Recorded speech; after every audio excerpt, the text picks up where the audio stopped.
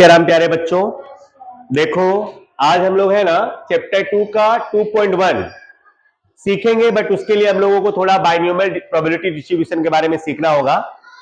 Binomial probability distribution में ध्यान में रखो, उसका जो प्रोबेबिलिटी फंक्शन होता है ना, प्रोबेबिलिटी फंक्शन बाइनोमियल डिस्ट्रीब्यूशन का, वो ये रहता है पी ऑफ एक्स बराबर एन सी एक्स पी पे पावर एक्स इंटू क्यू पे पावर एन माइनस एक्स। अभी सुनो, बाइनोमियल डिस्ट्रीब्यूशन का जो प्रोबेबिलिटी फंक्शन है उसको अच्छे से समझो। पहले तो उसका फॉर्मूला क्या होता है, पी ऑफ एक्स बराबर एन सी एक्स पी पे पावर एक्स इंटू क्यू पे पावर एन माइनस एक्स। 2.1 2.2 करने वाले हम लोग, तो 2.2 के जितने भी क्वेश्चन है उनके लिए ये फॉर्मूला आपको याद होना चाहिए, बराबर।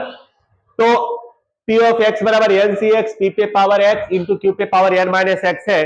अब इसके लिए एन क्या होता है, नंबर ऑफ ट्रायल। एन आपका क्या रहेगा, नंबर ऑफ ट्रायल्स, आप कितने बार ट्रायल करते हो वो।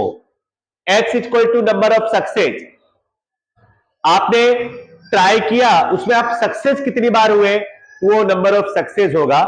फिर पी प्रोबेबिलिटी ऑफ सक्सेस, बराबर, आपको प्रोबेबिलिटी ऑफ सक्सेस क्वेश्चन में दिया रहेगा, एंड प्रोबेबिलिटी ऑफ फेलियर। तो प्रोबेबिलिटी ऑफ सक्सेस और प्रोबेबिलिटी ऑफ फेलियर इन दोनों का टोटल हमेशा क्या होता है, 1 होता है। P प्लस Q बराबर हमेशा क्या होगा, 1 बाइनोमियल डिस्ट्रीब्यूशन में। हाँ, क्योंकि बाइनोमियल डिस्ट्रीब्यूशन में केवल 2 ही डिस्ट्रीब्यूशन होते हैं, या तो P या तो Q, या तो फेल या तो पास। तो P प्लस Q बराबर क्या होता है, 1। इसलिए इससे हम एक फॉर्मूला बना सकते हैं, P equal to 1 minus Q and Q equal to 1 minus P। अगर P दिया है तो एक में से माइनस कर दोगे ना तो Q मिल जाएगा, और Q दिया है तो एक में से माइनस कर दो तो हमको P मिल जाएगा। अब उसके बाद बाइनोमियल डिस्ट्रीब्यूशन के उसका मीन क्या होता है, मीन फाइंड करने के लिए बोलता है बाइनोमियल डिस्ट्रीब्यूशन, तो उसका मीन होता है n इंटू पी। एन में प्रोबेबिलिटी ऑफ सक्सेस का अगर आप मल्टीप्लाई कर दोगे तो उसका मीन आ जाएगा। और बाइनोमियल डिस्ट्रीब्यूशन का अगर आपको वेरिएंस फाइंड करने के लिए बोलता है वेरिएंस, तो उसका फॉर्मूला होता है n into P into Q. अगर आपको स्टैंडर्ड डेविएशन फाइंड करने के लिए बोलता है तो वेरिएंस का क्या कर दो, अंडर रूट। फिर आपको कभी कभार स्क्यूनेस भी फाइंड करने के लिए बोलता है बाइनोमियल डिस्ट्रीब्यूशन में। अगर P इज ग्रेटर देन 1/2, अगर P की वैल्यू 1/2 से बड़ा है तो नेगेटिव स्क्यूनेस होगा, और P की वैल्यू छोटा है 1/2 से तो पॉजिटिव स्क्यूनेस होगा, और P बराबर है 1/2 से तो सिमेट्रिकल स्क्यूनेस होगा, सिमेट्रिकल होगा। ठीक है, तो 2.2 के सारे क्वेश्चंस इतनी बातों पर डिपेंडेंट है, ये अच्छे तरीके से याद कर लो, फिर हम लोग क्वेश्चन चालू करते हैं। ठीक है, लिख लो फटाफट।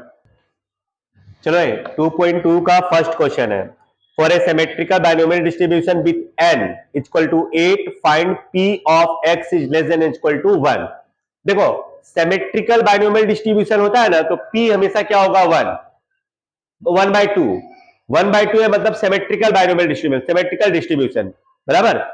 तो p अगर 1/2 है, q भी 1/2 ही होगा। सिमेट्रिकल मतलब सेम है, दोनों p और q दोनों क्या होगा, सेम। तो P वैसे भी आप जानते हो Q equal to 1 minus P होता है, P कितना 1/2, तो ये भी 1/2 ही आएगा। और n कितना दिया हुआ है, 8, और हमको फाइंड करना है P of x is less than equal to 1, मतलब x की वैल्यू 1 या 1 से छोटा। x is less than 1 and equal to है ना, less than and equal to, ये लेस देन हो गया और ये इक्वल टू हो गया, मतलब x की वैल्यू 1 से छोटी और 1 के बराबर, तो x की वैल्यू क्या हो जाएगा, 0 और 1। अब उसके बाद p ऑफ x बराबर क्या होता है, binomial distribution n c x p पे पावर x इंटू q पे पावर n माइनस x। तो n कितना दिया हुआ है, 8। 8c x क्या लोगे पहले, 0, एक बार 0 एक बार 1, 1/2 पे पावर 0 इंटू 1/2 पे power 8 minus 0, n minus x है तो n क्या है, 8, 8 में से 0 माइनस करना है, तो 8c0 क्या होगा, 1। आपको पता होना चाहिए 8c0 इंटू 1/2 पे पावर 0, किसी का भी पावर 0 है तो वहां पे 1 ही आएगा आंसर, इंटू 1/2 पे पावर 8 माइनस 0, 8 माइनस 0 मतलब 8 ही होगा। तो 1 का 8 बार पावर करोगे तो 1 ही आएगा, और 2 का 8 बार पावर करोगे तो 256 आएगा। अब मल्टीप्लाई करो, 1 इंटू 1 इंटू 1, 1 आएगा और डिवाइडेड बाय 256, मतलब P0 आ गया 1/256। अब ऐसे ही 1, अब इस डिस्ट्रीब्यूशन में x की जगह पे क्या लेंगे, 1, तो P1 equal to 8C1 into 1/2 पे पावर 1 इंटू 1/2 पे पावर 8 माइनस 1। तो यहां पर 8C1 8 आएगा बराबर इंटू 1/2 इंटू यहां पर 8 में से एक गया कितना हो जाएगा 7। तो 1 का पावर 7 तो 1 ही होगा और 2 पे पावर 7 क्या हो जाएगा 128। फिर उसके बाद 8 1 जा 1 equal to 8 and 2 into 128 equal to 256। अब जो हमें मेन चीज फाइंड करना है ये, तो P of x is less than equal to 1 equal to P0 plus P1 बराबर ना। तो P0 है 1/256 प्लस P1 है 8/256। तो आंसर क्या आएगा 9/256। ओके लिख लियो। चलो चलिए question number 2, mean of a binomial distribution is 5। मतलब एनपी क्या दिया है 5। समझे? देखो बेटा, mean of a binomial distribution is 5 and it's variance is equal to probability of success. इसलिए मैं ऐसा लिखूंगा n p q equal to p. जरा समझो क्या बोला है, variance is equal to probability of success. Variance को क्या बोलते हैं हम लोग एनपीक्यू, और प्रोबेबिलिटी ऑफ सक्सेस को क्या बोलते हैं पी। बोलो ना आगे। इसलिए मैंने एनपीक्यू इक्वल टू एनपी पी लिख दिया। कोई डाउट है किसी को? आगे क्या बोला है, फाइंड द पैरामीटर्स। तो पैरामीटर्स बाइनोमियल डिस्ट्रीब्यूशन का क्या होता है, parameter of binomial distribution.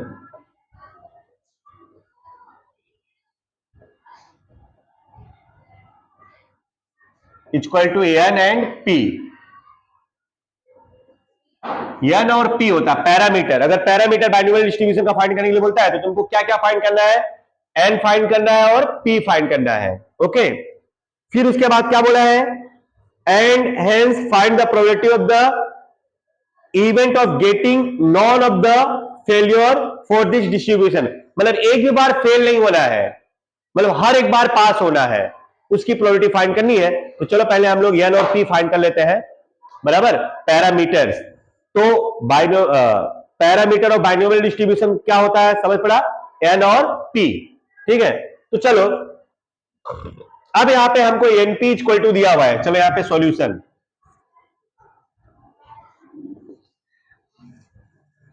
N p q equal to दिया हुआ है पी। ओके, अब मैं क्या करता हूं यहां पे, एनपी की जगह पे क्या लिख देता हूं 5।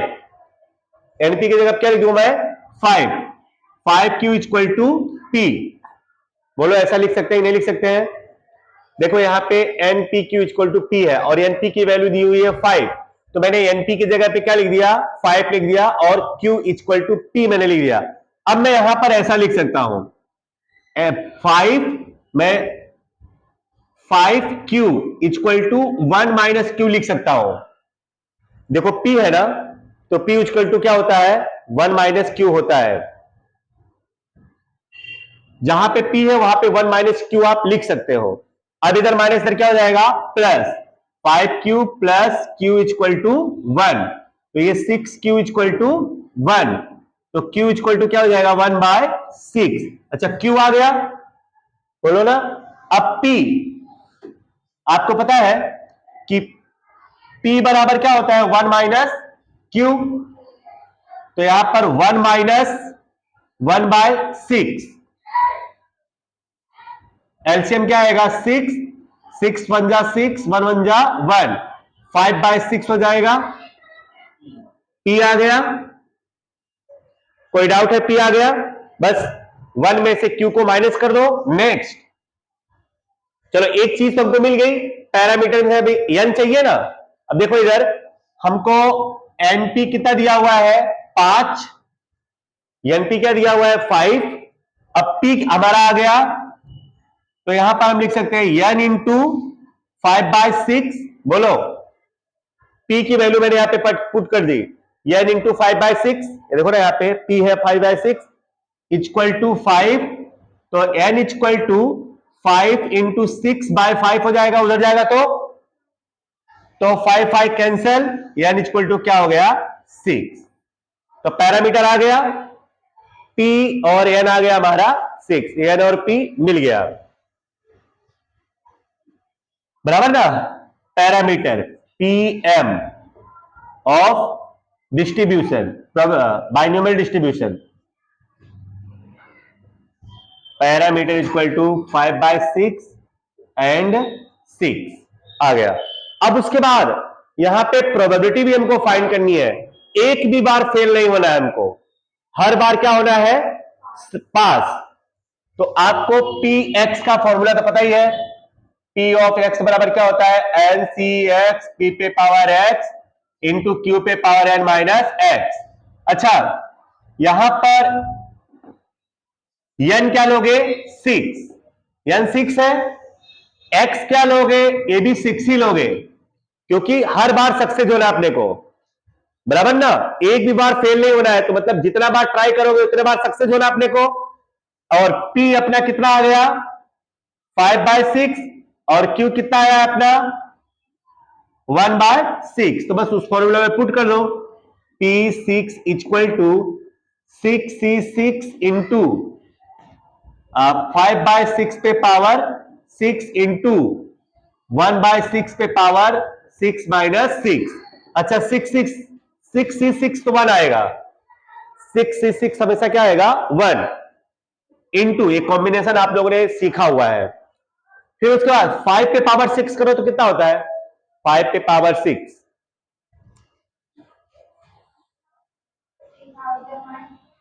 3125, और ये 6 पे पावर 6 15625, तो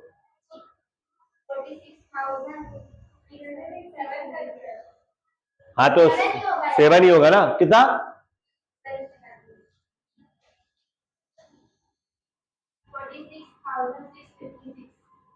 656 इंटू ये 1/6 पे पावर 0 तो 1 ही हो जाएगा 46 656। अच्छा ये 1 क्यों आ गया जरा समझ लो, 6 माइनस 6 क्या हो जाएगा 0, और 1/6 पे पावर 0 तो 1 ही आएगा, किसी का पावर 0 तो 1 ही आएगा। तो आंसर आएगा इसका 3125 डिवाइडेड बाय 46,656 P6, ये हो गया आंसर। फटाफट लिख लो, पॉज ही रखना। चलो बच्चों थोड़ा सा मिस्टेक हो गया था, 5 पे पावर 6 15,625 होगा। बच्चे हैं, गलतियां होती रहती हैं, ठीक है भाई। देखो बच्चों question number 3, a person has kept a forecast to run a rent. देखो एक बंदे के पास 4 गाड़ियां हैं, यन कितनी हो गया 4, रेंट पे देने के लिए उसने कितनी गाड़ियां रखी है 4 गाड़ियां हैं उसके पास भाड़े पे चलाने के लिए। A person has kept 4 cars to run on rent, the probability that any car is rented during the day is 0.6, मतलब P है 0.6। तो बोलो Q कितना हो जाएगा 1 माइनस 0.6, Q इक्वल टू 0.4 हो जाएगा। देखो अगर P दिया है तो Q आ जाएगा, Q दिया है तो P आ जाएगा, 1 में से माइनस करना है तुमको। तो एक बंदे के पास 4 गाड़ियां हैं भाड़े पे देने के लिए, तो कोई भी गाड़ी भाड़े पे जाए उसकी प्रोबेबिलिटी है 0.6, बराबर ना। During the probability that any car is rented during the day is 0.6, मतलब कोई भी गाड़ी भाड़े पे जाए उसकी प्रोबेबिलिटी कितनी है 0.6। तो अब क्या बोला है, find the probability that the more than 1 but less than 4 cars are rented during a day, मतलब एक से ज्यादा और 4 से कम गाड़ियां भाड़े पे जाए उसकी प्रोबेबिलिटी फाइंड करना है, बराबर। तो एक से ज्यादा कितना होता है 2, और 4 से कम कितना होता है 3। तो मतलब हमको P2 प्लस P3 फाइंड करना है, मतलब x इक्वल टू एक बार क्या लोगे 2 और 3, ओके। तो आपको P ऑफ x का फॉर्मूला पता है, P ऑफ x बराबर होता है NCx P पे पावर x n पे पावर q पे पावर n माइनस x। चलो एक बार x बराबर 2 ले लो, तो n कितना है 4, 4c2 इंटू p क्या है 0.6 पे पावर 2 इंटू q क्या है 0.4 पे पावर 4 माइनस 2, जन माइनस मतलब 4 माइनस 2। अच्छा 4c2 सॉल्व करोगे तो 4 इंटू 3 डिवाइडेड बाई 2 इंटू 1 होगा, है ना, ये आपको सॉल्व करने आता है इसलिए मैं इसको सिखा नहीं रहा हूं। इंटू 0.2 पे पावर 6 कितना होगा 0.36 इंटू जरा देखो 0.4 पे पावर 4 माइनस 2 कितना हो जाएगा 2, तो 0.16। चलो तो ये 6 हो जाएगा इंटू 0.36 इंटू 0.16, तो कितना होगा ये 0.3 नहीं 34 समथिंग आएगा 3, 4, 5, 6। एक बात याद रखना, अगर कैलसी पे 3 डिजिट या 2 डिजिट या 4 डिजिट एग्जैक्ट आ रहा है ना तो पूरा का पूरा लेने का ये रूल है। हाँ अगर कैलसी पूरी भरी हुई हो ना तब दो डिजिट लेने का, एक जोड़ करके आगे वाला, नहीं तो 4 डिजिट है 3 डिजिट तो पूरा का पूरा लेने का। चलो अब उसके बाद P3 निकाल लेते हैं हम लोग, तो P3 इक्वल टू 4C3 हो जाएगा, 4C3 इंटू 0.6 पे पावर 3 इंटू 0.4 पे पावर 4 माइनस 3, तो 4C3 तो 4 ही होता है, 4C3 अगर आप सॉल्व करोगे तो 4 ही आएगा। चलो 0.6 पे पावर 3 करो तो 0.216 इंटू 0.4 पे पावर 1, 4 माइनस 3 1 आएगा, 0.4 पे पावर 1 तो 0.4 ही आएगा, कितना होगा बोलो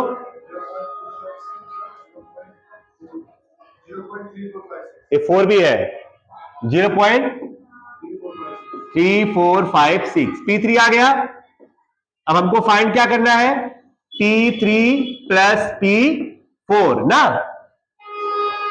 एक से ज्यादा और 4 सॉरी 2 और 2 एंड 3, तो ये आया 0.3456 एंड प्लस 0.3456 इक्वल टू 0.69। कोई डाउट?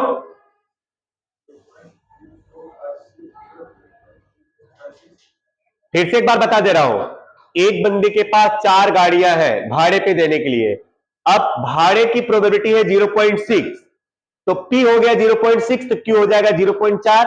अब बोलता है रुको 1 2, हाँ अब बोलता क्या है कि भाई किसी भी दिन एक से ज्यादा और 4 से कम गाड़ियां भाड़े पे जाए उसकी प्रोबेबिलिटी फाइंड करो।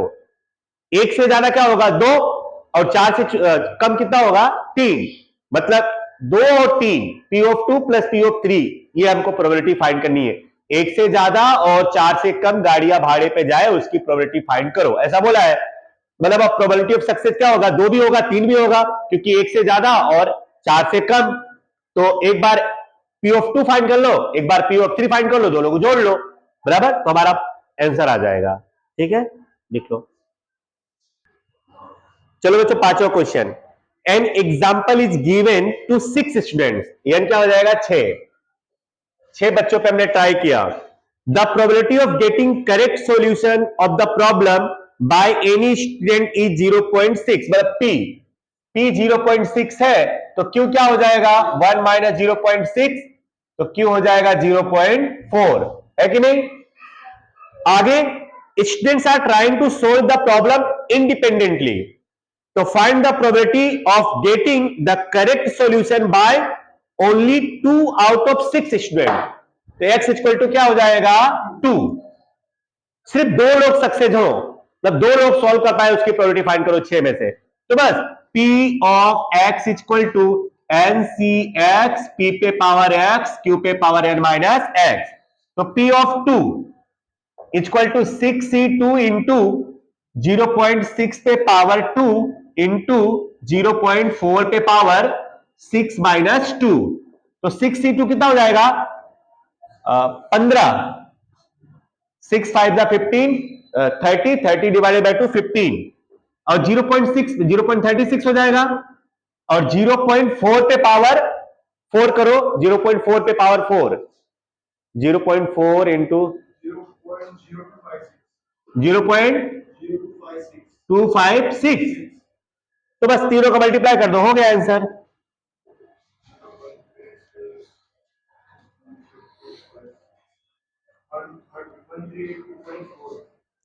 जीरो पॉइंट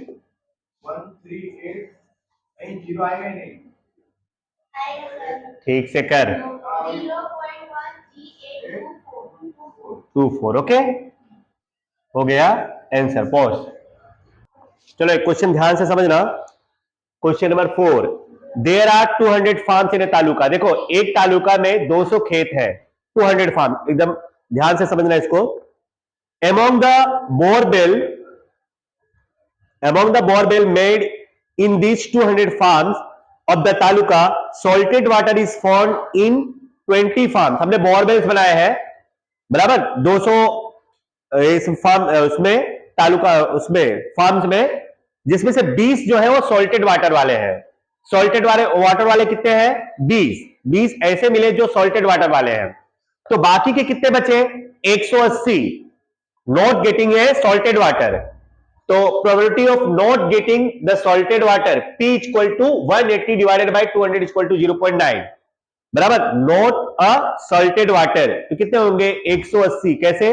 200 टोटल है, 200 में से 20 सॉल्टेड वाले हैं, तो बिना सॉल्टेड वाले कितने हो जाएंगे? 180।